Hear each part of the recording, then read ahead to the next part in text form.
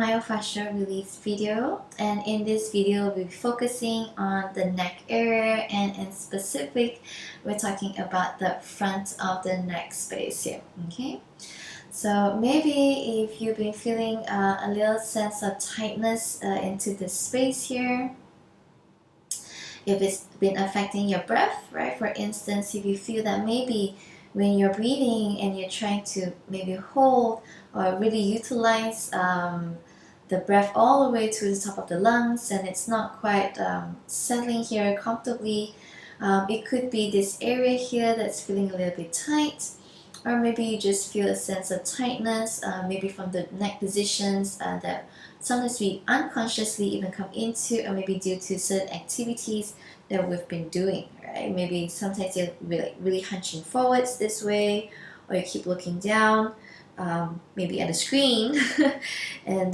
this keeps getting shorter and shorter too as well. Alright, so for this particular video, we'll be using the release ball, and we'll just be using the one ball. So if you have the release ball, you can go ahead and take one out of the tote.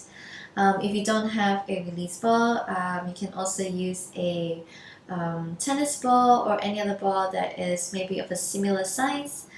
Preferably get a release ball if you can, because they're really good.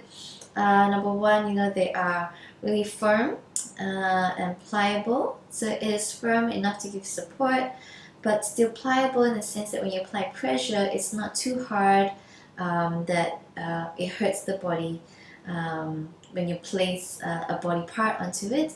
And then also when I place it against bare skin and I do movements against the bare skin, it actually pulls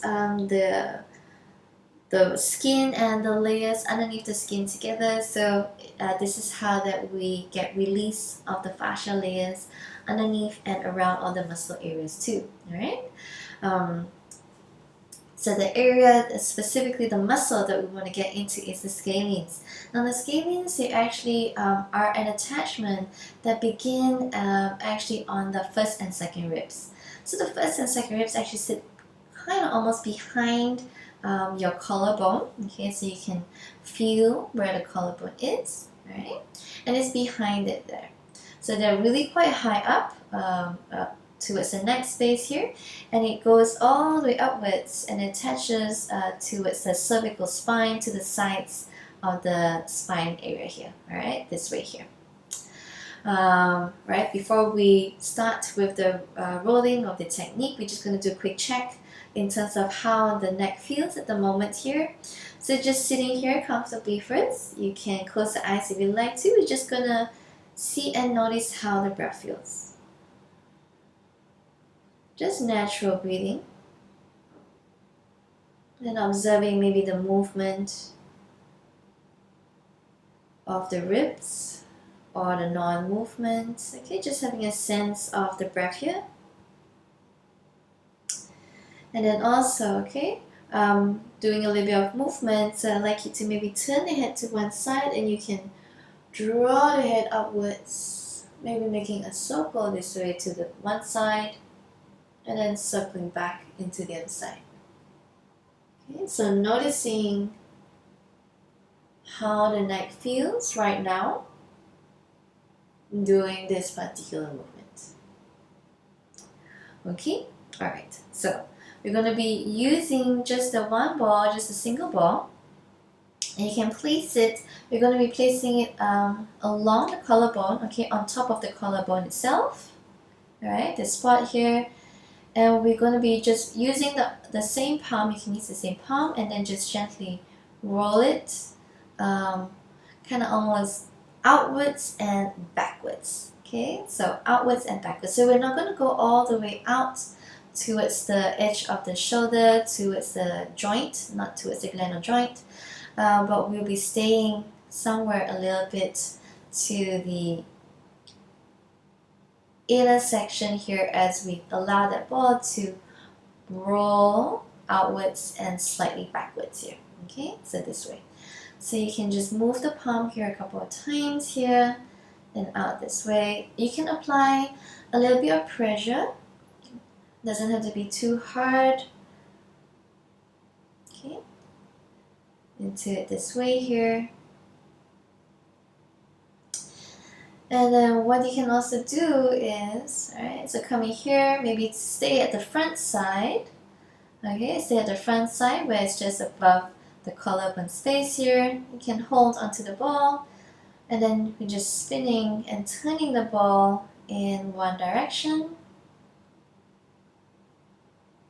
And you can also spin it into the other direction as well. Okay, so alright, so doing this a couple of times. When you're done on the one side, you can also make sure that you do the other side. Alright, so remember it is just on the top of the collarbones, okay, and then slightly outwards and backwards this way. So not towards the joint, not towards the shoulder joint, but moving slightly backwards as we get towards the direction of the cervical spine. So make sure that for whichever technique that you're doing, whether you are doing the rolling, okay, whether you're doing the rolling or you're doing the spinning, alright, so do it for about 15 to 20 breaths for each, or about 2 minutes. And then if you feel that after you've done it on one side and you feel that you want to just do a quick check-in before you do the other side, you can certainly do so. We're going to do a check-in right now. So just turning the head to the one side, and then draw the head up, making that arch, that arc with the head, and noticing how it feels here.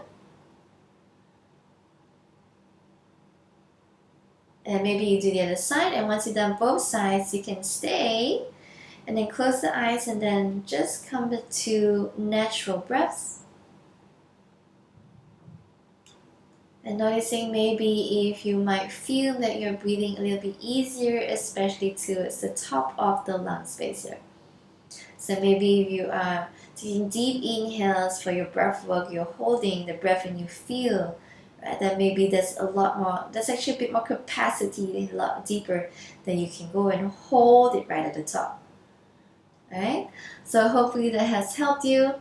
If you do feel that you do need to maybe stay a little bit longer, maybe for another 10 breaths, about another minute or so, you're more than welcome to do so. We don't have to stay too long, and then just be gentle with the airways. You don't have to be too aggressive either. Alright, so thank you for joining me for this video. I hope to see you in the next one as well. Okay, bye.